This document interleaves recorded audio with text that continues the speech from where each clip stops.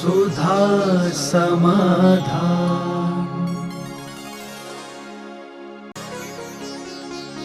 नमोस्तु गुरुदेव। सम्यक्त को सुख का कारण क्यों कहा गया है? क्योंकि वह शत मार्ग को स्वीकार करता है,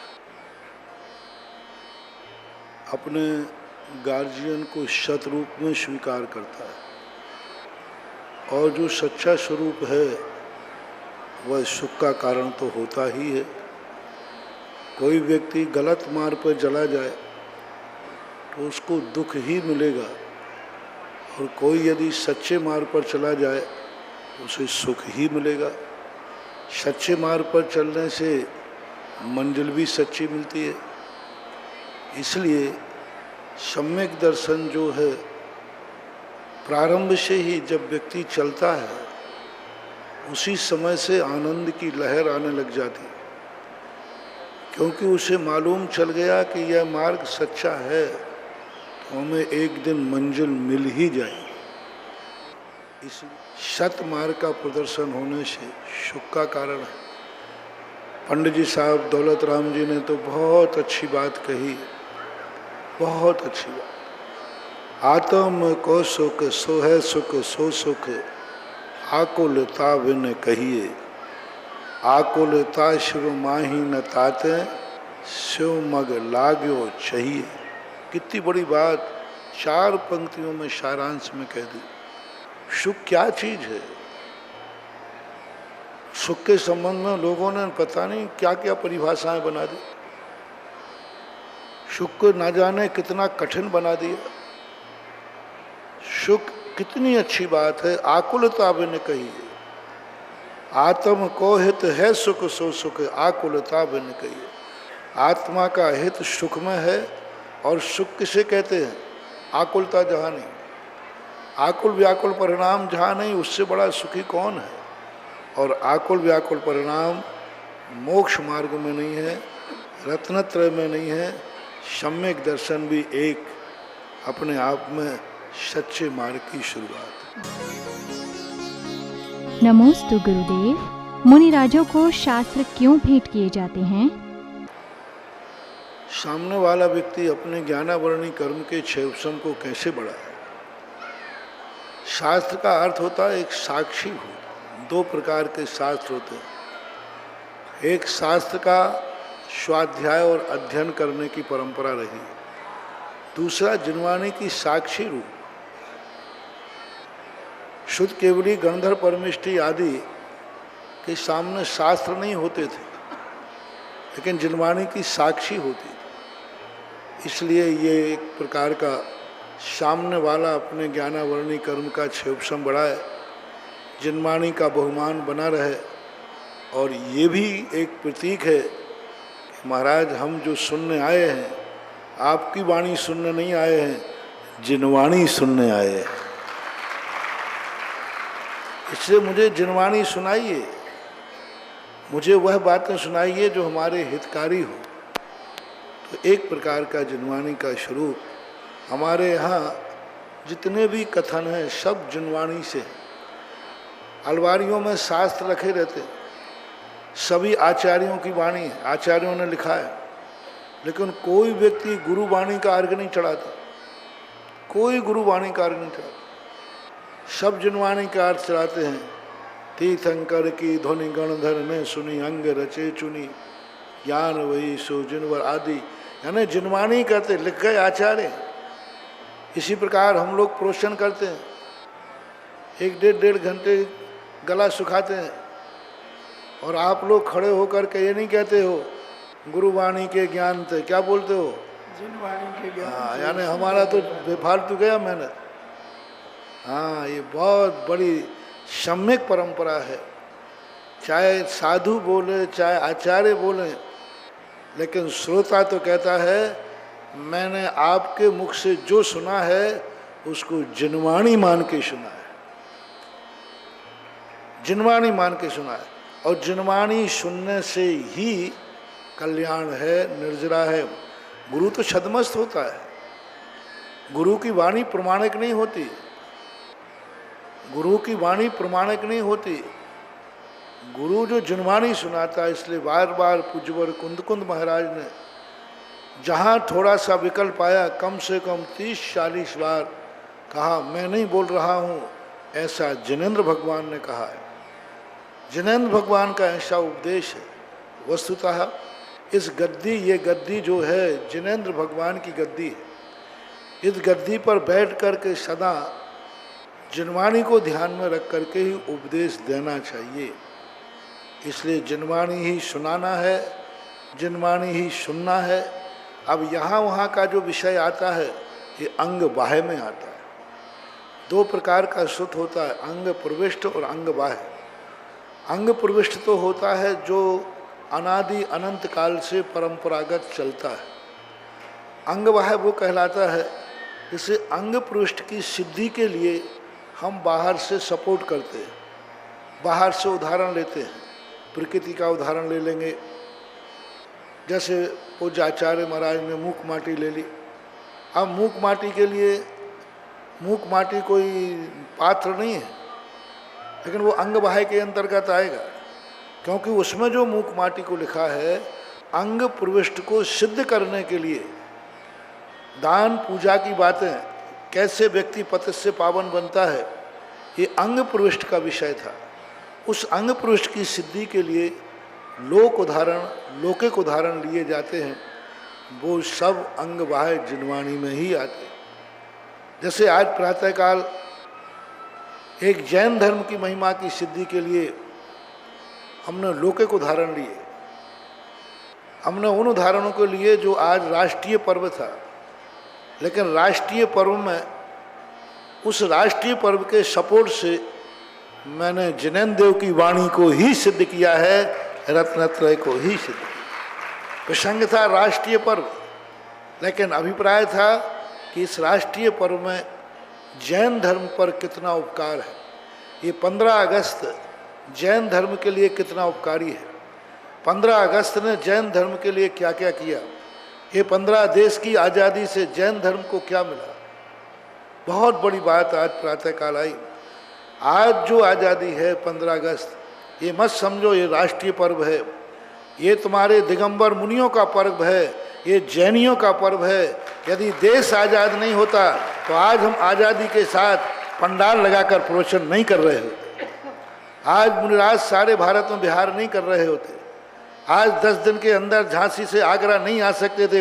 रास्ते में 3 स्टेटें पड़ती थी, कोई ना कोई स्टेट रोक लेता, ग्वालियर, झांसी, पता नहीं कहाँ कहाँ के, बीच में धवलपुर, कितनी स्टेटें पड़ती, और हर स्टेट पे अनुमति लेना पड़ती थी। हर स्टेट में अनुमति लेना पड़ेगी। लेकिन आज आज़ादी के दिन कोई अनुमति लेने का डर नहीं है।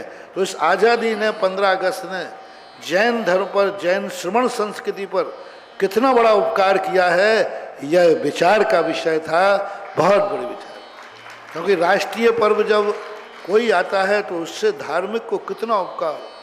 मैं तो सोचता हूँ 800 साल पुराना, 800 साल से जैन धर्म को गुलामियत से, यदि इस गुलामी देश में परतंत्रता में सबसे ज़्यादा यदि किसी भी धर्म को, किसी को भी हानि हुई है, सबसे ज़्यादा दिगंबर जैनियों की हानि हुई, सबसे ज़्यादा। 12वीं शताब्दी में जब स्टे लगाया गया, सबसे पहले दिल्ली की गद्दी से दिगंबर मुनियों पर स्टे लगाए, और किसी को नहीं। अन्य संप्रदायों को कोई हानि नहीं हुई, क्योंकि वो तो वस्त्रवान थे। श्वेतांबरों को भी ज़्यादा हानि नहीं हुई, उनके यहाँ कोई मुनि धर्म का विच्छेद नहीं हुआ, उनके यहाँ कोई भट्टारक परंपरा नहीं हुई, क्योंकि वो वस्त्रवान थे। सबसे ज़्यादा प्रहार जब एक शुरुआत हुई थी गुलामियत की, देश की शुरुआत की गुलामियत से सबसे बड़ा प्रहार दिगंबर श्रमण संस्कृति पर, और 800 साल तक निरंतर श्रमण संस्कृति बाधित रही। श्रमण संस्कृति पर स्टे रहा, दिगंबर संस्कृति को बंदी कर दिया श्रमण संस्कृति। और जब आज़ादी हुई तो आज हमारी श्रमण संस्कृति की आज़ादी का दिवस है, राष्ट्र दिवस के साथ साथ। अब ये देखिए, अंग बाह्य था, आज़ाद हुआ है राष्ट्र, और आज़ादी मिली है दिगंबर मुनियों को। आज़ाद हुआ है राष्ट्र और आज़ादी मिली है दिगंबर मुनियों को, श्रमण संस्कृति को, जैन धर्म को, ये है एक महिमा की बात है। नमोस्तु गुरुदेव। मनुष्य समाज और परिवार से कैसे स्वतंत्र रह सकता है और मनुष्य के लिए कितनी पराधीनता अनिवार्य है? इसके संबंध में जब व्यक्ति की परतंत्रता की बात आती है तो इसको कोई बांधे हुए नहीं है, ये सारी दुनिया को बांधे हुए। एक गुरु ने, एक गाय जा रही थी और उसको ग्वाला पकड़ के ले जा रहा था। गुरु ने पूछा, बताओ शिष्य, कौन किससे बंधा हुआ है, कौन किसको बांधे हुए है? तो शिष्य ने कहा, गुरुदेव ग्वाला गाय को बांधे हुए है। महाराज ने थोड़ा गाय को छू कर दिया तो गाय हाथ से छूट गई। गाय आगे दौड़ रही है, ग्वाला पीछे दौड़ रहा है। बोलो शिष्य, कौन किससे बंधा हुआ है? ग्वाले से गाय बंधी है कि गाय से ग्वाला बंधा है? कौन भाग रहा है पीछे? बस यही सारे संसार की दशा है कि दुनिया के कोई पदार्थ इसको नहीं बांधे हैं, ये ही बांधे हुए। पूज्य गुरुदेव एक बहुत अच्छा उदाहरण दिया करते हैं कि एक मटके में चने रखे थे, एक बंदर ने हाथ डाला तो हाथ तो चला गया, लेकिन जैसे ही निकाला तो हाथ निकला ही नहीं। वो चिल्ला पड़ा, बताओ, पकड़ो पकड़ो पकड़ो, भूत है भूत है भूत है, मेरा हाथ किसी ने पकड़ लिया।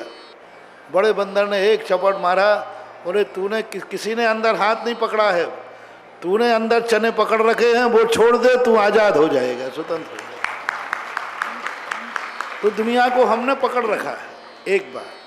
तो ये तो हुई परतंत्रता और स्वतंत्रता की बात कि दुनिया हमें नहीं पकड़े हैं, हम दुनिया को पकड़े हैं। कर्म ने हमें नहीं बांधा है, हमने कर्म को बांधा है। प्रकृति, स्थिति, प्रदेश बंद और अनुभाग बंद, ये चारों बंद हमने डाले हैं पुद्गल में। पुद्गल ने बाद में हमें बांधा है, पहले हमने कर्मों को बांधा है। तो कर्म हमें नहीं बांध रहे हैं, हम कर्मों को बांध रहे हैं। ये नीति सभी जगह लागू होती है। अब रही बात बंधन की बात, तो कुछ बंधन ऐसे होते हैं कि जैन दर्शन ने सृष्टि में कहा कि तुम स्वतंत्र हो। वास्तु स्वातंत्र जो एक नारा था, जैनियों का नारा था। लोकमान्य तिलक ने तो बाद में नारा दिया, स्वतंत्रता हमारा जन्म सिद्ध अधिकार है। जैन शास्त्रों में पहले बड़ा वास्तु स्वातंत्र, इसका कोई कर्ता धर्ता नहीं है, लेकिन गजब की पराधीनता कही। जैन दर्शन में ऐसा कोई भी कार्य नहीं है जो बिना निमित्त के होता हो।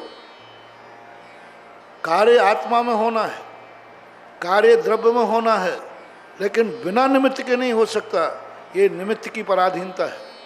अब ये पराधीनता गुलामियत नहीं है, ये पराधीनता स्वतंत्र होने की व्यवस्था है। एक स्वतंत्र होने के लिए भी हमें व्यवस्था बनाना पड़ती है। बिना निमित्त के कोई काम। सम्यक दर्शन आत्मा में होता है, आत्मा में प्रकट होता है, लेकिन बिना देशना लब्धि के नहीं होगा। और देशना लब्धि कभी स्वयं की नहीं होती, गुरु की होती है, पर की होती है, शास्त्र की होती है, जिनवाणी की होती है, जाति स्मरण से होती है। हमेशा देशना लब्धि पर की ही होती है। अब देशना लब्धि पूज्यवर नेमीचंद महाराज ने और पूज्यवर वीरसेन स्वामी महाराज ने षटकामा 5 लब्धियों का वर्णन करके देशना लब्धि डाली। अब वो देशना लब्धि नैमित्तिक होती है। देशना लब्धि हमेशा पर होगी, नैमित्तिक होगी। और सम्यक दर्शन आत्मा में होना है। हम देशना लब्धि के बंधन में बन गए। जब अंत में छायक सम्यक दर्शन की उपलब्धि आई तो वहाँ भी उन्होंने आत्मा में छायक सम्यक दर्शन होना है, और वहाँ गुलामियत कर दी, वहाँ बंधन कर दिया कि केवली भगवान के पाद मूल के बिना तुम्हें छायक सम्यक दर्शन नहीं होता। पहला सम्यक दर्शन देशना लब्धि से गुरु से बांध दिया, और आखिरी सम्यक दर्शन जिनेन्द्र से बांध दिया। यानी वास्तु स्वतंत्र को इतना परतंत्र कर दिया कि तुम लाख विशुद्धि करना, भगवान के पाद मूल केवली दुगे, दोनों केवली के पाद मूल के बिना बंधन है, उसके बिना नहीं हो सकता। तो ये बंधन ऐसा है जैसे नदी के 2 किनारे होते हैं, नदी बहती है, तो बोलो नदी को उन किरानों ने बांध के रखा है कि उसको अच्छी तरह सकुशल समुद्र में पहुंचाने की व्यवस्था की है। नदी बहती है, दो किनारों के बीच में बहती है। अब ये बंधन है या नदी को बहने की व्यवस्था है? यदि ये बांध नहीं होते तो नदी का जल अपनी यात्रा पूरी नहीं करता, बिखर जाता, समुद्र तक नहीं पहुंचता, गड्ढों में भर के सड़ जाता, कीचड़ बन जाता। लेकिन उस नदी के उन दो किनारों का बंधन उसे जाकर के पूरी यात्रा कर, इसे बंधन न कह करके इसे व्यवस्था करें कार्य के संपादन करने के। बैंक के अंदर लॉकर में तुम्हारा धन रखा हुआ है, तुम्हारा धन है, बैंक को कोई लेना देना नहीं है। लेकिन जब भी तुम उसे खोलने जाओगे तो बैंक मैनेजर की अनुमति और चाबी लगाना जरूरी है। कैसी गुलामियत और कैसी स्वतंत्रता! स्वतंत्र हो आप, उसको लॉकर में क्या रखना, क्या उठाना, कब उठाना, कैसे उठाना, कोई लेना देना नहीं बैंक को। लेकिन इतनी परतंत्रता कर दी कि जब तक आप बैंक मैनेजर की चाबी नहीं लगेगी, बैंक मैनेजर की अनुमति नहीं मिलेगी, तुम अपने खुद के धन के पास नहीं पहुंच सकते। बस यह सृष्टि की यह व्यवस्था है। तुम्हारा धन है, तुम्हारी पर्याय है, तुम्हारी परिणति है, लेकिन जब तक निमित्त रूपी चाबी नहीं लगेगी तब तक तुम अपने उपादान की शक्तियों के उपभोक्ता नहीं बन सकते। ये जो परंपरा की बातें हैं, ये गुरुओं के जो बंधन हैं, ये गार्जियनों के जो बंधन हैं, ये जो इंद्रियों के बंधन हैं, ये बंधन नहीं है, ये संयम है। इंद्रियों का जो बंधन है, हमारे यहाँ इंद्रियों का बंधन नहीं कहा, हमारे यहाँ इंद्रिय संयम कहा। कितनी अच्छी बात कही। अब संयम का अर्थ क्या है? अपने आप को सीमित कर लेना, अपने आप को समेट करके एक दायरे में कर लेना। लेकिन उसको बंधन नहीं कहा, संयम कहा। जो बात आपने कही परंपरा की, गुरुओं की, शास्त्रों की, हमें शास्त्र के अनुसार बंधन करना पड़ता है, हमें गुरु आज्ञा का बंधन करना पड़ता है, हमारे लिए आगम की आज्ञा मानना पड़ती है। ये आगम बंधन नहीं है, ये व्यवस्था है। इसलिए बंधन को दो रूप में लो। एक बंधन वह है जो पराधीन करता है और एक बंधन वह है जो हमें स्वाधीन बनने की व्यवस्था करता है, जैसे नदी के दो किनारे। नमोस्तु गुरुदेव। अष्टमी चतुर्दशी की तिथियों को अधिक महत्व क्यों दिया जाता है? इसे हमने बहुत बार बता चुके हैं, क्योंकि ये प्रकृति, आज सुबह भी बताया था कि एक शाश्वत पर्व होती है। आज अष्टमी चतुर्दशी के दिन सारे नक्षत्र जो हैं योगी नक्षत्र होते हैं, आध्यात्मिक नक्षत्र होते हैं। उनकी प्रकृति अपने आप में ऐसी होती है कि शाश्वत अनादिकालीन पर्व माने जाते हैं। सुधा समाधान